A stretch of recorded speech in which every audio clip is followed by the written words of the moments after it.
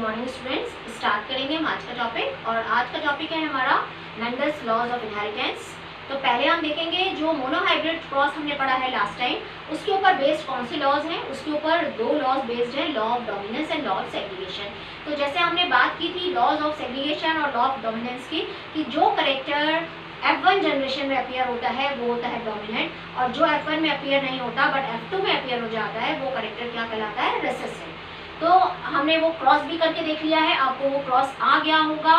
तो उसमें आप देखते हैं क्या बनता है, in a single individual when two different alleles of a unit factor or gene responsible for a single character are present। देखा था ना हमने, capital T small t present था इस तरह से।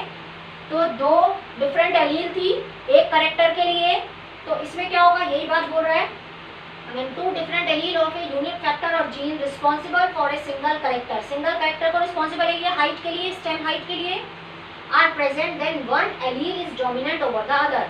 तो इसमें से एक डोमिनेंट है और एक रेसेसिव है। तो दो डिफरेंट एलील है एक ही करेक्टर के लिए। कौन से करेक्टर के लिए, स्टेम की हाइट के लिए। डिफरेंट एलील है बट एक डोमिनेंट है और दूसरा रेसेसिव है। तो जो अपीयर होता है उसको हम क्या बोलते हैं, डोमिनेंट करेक्टर, और जो अपीयर नहीं होता है वो कहलाता है रेसेसिव। तो इसके ऊपर मोनोहाइब्रिड के ऊपर उन्होंने जो लॉ दिया वो दिया, फर्स्ट लॉ था लॉ ऑफ डोमिनेंस, और नेक्स्ट है law of segregation. Law of segregation में क्या होता है, सेग्रीगेशन मतलब सेपरेट होना। जैसे हमने देखा था जब गैमीट फॉर्मेशन हुआ था, जब हमने गैमीट फॉर्मेशन कराया था कैपिटल टी स्मॉल टी में, तो क्या हुआ था, ये सारे सेग्रीगेट हो गए थे, क्रोमोसोम आधे आधे चले गए थे और वापस से फर्टिलाइजेशन के टाइम पर फिर से रियूनाइट हो गए थे इस तरह से। बट गैमीट फॉर्मेशन के टाइम पर ये सेग्रीगेट हो गए यानी सेपरेट हो गए। So the paired allele of a unit factor separate और segregate randomly during gamete formation। ये separate हो गए, दोनों अलग अलग हो गए, चाहे ये वाली कंडीशन है या ये वाली कंडीशन है। इसमें सेल्फ पॉलिनेशन कराएंगे तो ये भी सेपरेट हो जाएंगे। So each gamete can receive either of the two allele। each gamete के पास एक पेरेंट से एक ही आएगा, एक एलील आ रही है गैमीट के पास, यहाँ से एक एलील आ रही है, यहाँ से एक एलील आ रही है, यानी इंडिपेंडेंटली दोनों साइड से एक एक एलील आ रही है। Either of the two alleles of a unit factor controlling one character। तो गैमीट सेग्रीगेट हो के गैमीट फॉर्मेशन के टाइम पर क्या हुआ, एलील सेग्रीगेट हो गई इस तरह से, और एक यहाँ से आई एक यहाँ आई, रैंडमली कहीं से भी आ सकती है। अगर ये हेटेरोजाइगस कंडीशन है तो यहाँ से भी ये सेग्रीगेट होंगे और वापस से ये रीयूनाइट हो जाएंगे। Allele of a unit factor controlling one character, इसको हम बोलते हैं लॉ ऑफ सेग्रीगेशन, यानी इंडिपेंडेंटली सेग्रीगेट होते हैं और फिर फर्टिलाइजेशन के टाइम पर रीयूनाइट हो जाते हैं और दोनों साइड से एक एक एलील आती है फर्टिलाइजेशन के टाइम पर। तो ये दोनों लॉज जो थे वो मोनोहाइब्रिड क्रॉस के ऊपर बेस्ड हैं। ठीक है, अब हम देखते हैं कि किस वजह से कोई प्लांट डोमिनेंट हो सकता है टॉल, और किस वजह से वो प्लांट हो सकता है ड्वार्फ। क्या चीज़ है जो उसके लिए रिस्पॉन्सिबल है। वैसे आपको सबको पता है क्या चीज़ है, हम डिस्कस कर चुके हैं। इन सब के लिए क्या रिस्पॉन्सिबल है, जीन्स। हर करेक्टर को कंट्रोल करने के लिए क्या है, जीन्स।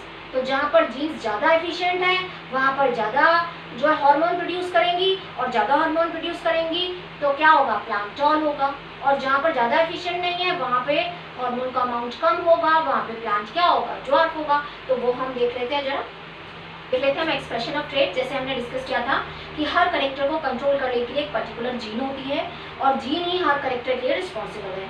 अब जीन क्या है, फंक्शनल सेगमेंट ऑफ डीएनए, यानी मेन क्या हो गया, जो सोर्स है किसी भी चीज़ का वो क्या है, DNA. So DNA is the source of information for making proteins in the cell. DNA message देता है किस फॉर्म में, आरएनए के फॉर्म में। वो आरएनए आके क्या बनाता है, राइबोसोम के साथ मिलकर प्रोटीन बनाता है। So a section of DNA that provides information for one particular protein is called gene। उसको हम क्या बोलते हैं, जीन। For that protein, कौन सी प्रोटीन बननी है उसके लिए रिस्पॉन्सिबल है जीन, यानी अलग अलग चीज़ के लिए अलग अलग करेक्टर के लिए अलग अलग जीन है। As we know that plants have hormones that can trigger growth। हर चीज़ के लिए, जैसे हमारे अंदर हाइट के लिए हार्मोन रिस्पॉन्सिबल है, ऐसे ही प्लांट्स के अंदर भी हाइट के लिए हार्मोन रिस्पॉन्सिबल है। Therefore, the amount of plant hormone formed will determine the plant's height। तो जितना हार्मोन प्रोड्यूस कर रहा है, जैसे हमारे अंदर होता है, अगर हम हमारे अंदर हार्मोन का अमाउंट अच्छा है तो क्या होता है, हाइट अच्छी होगी। और वो भी डिपेंड करता है आपके न्यूट्रिएंट्स पर, आप कैसे आप न्यूट्रिशन ले रहे हैं और कुछ आपके हेरिडिटी पे। तो यहाँ पर भी जीन्स कैसे आ रहे हैं वही डिपेंड करेगा प्लांट्स के अंदर भी कितने एफिशिएंटली वर्क कर रही है। plant height and the amount of plant hormone made will depend on the efficiency of the process for making it. कितना हार्मोन बन रहा है ये उसकी एफिशिएंसी पर डिपेंड करेगा, है ना.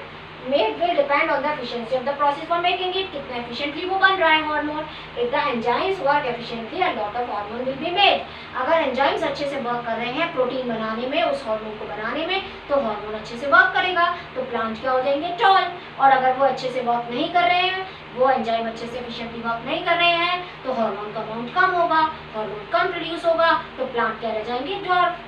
So if the gene for enzyme has an alteration, अगर वो जीन जो एंजाइम प्रोड्यूस करने वाली है उसमें ऑल्ट्रेशन हो जाए, the enzyme will be less efficient. Enzyme क्या बनेगा, लेस एफिशिएंट बनेगा. and the amount of hormone produced will be less. तो हार्मोन जो प्रोड्यूस होगा वो भी कम होगा. जब हार्मोन कम प्रोड्यूस होगा तो क्या होगा, प्लांट क्या हो जाएंगे, शॉर्ट. प्लांट क्या हो जाएंगे, शॉर्ट. जैसे हमने यहाँ पे देखा था कि if the enzyme works efficiently, lot of hormone will be made. काफी सारा हार्मोन बनेगा, प्लांट क्या हो जाएंगे, टॉल. और इफ द जो gene for enzyme has an alteration, अगर जीन में चेंज आ जाए, ऑल्ट्रेशन मतलब चेंज हो जाए, the enzyme will be less efficient. Enzyme क्या हो जाएंगे, लेस एफिशिएंट हो जाएंगे. हार्मोन जो अमाउंट है हार्मोन का वो कम प्रोड्यूस होगा और प्लांट क्या हो जाएंगे, शॉर्ट. तो इस तरह से हर कैरेक्टर को कंट्रोल करने के लिए यहाँ पर क्या प्रेजेंट है, जीन्स.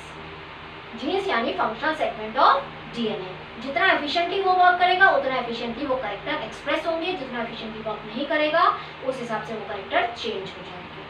तो समझ में आया कि यहाँ पर जो एक्सप्रेशन मिल रहा है वो उसको कंट्रोल करने के लिए, यानी फिनोटाइपिक एक्सप्रेशन को कंट्रोल करने के लिए कौन बैठा हुआ है, जीन्स. ठीक है, तो आपको समझ में आया होगा ये. So thank you, thanks for watching. Please like, subscribe and share. Thank you.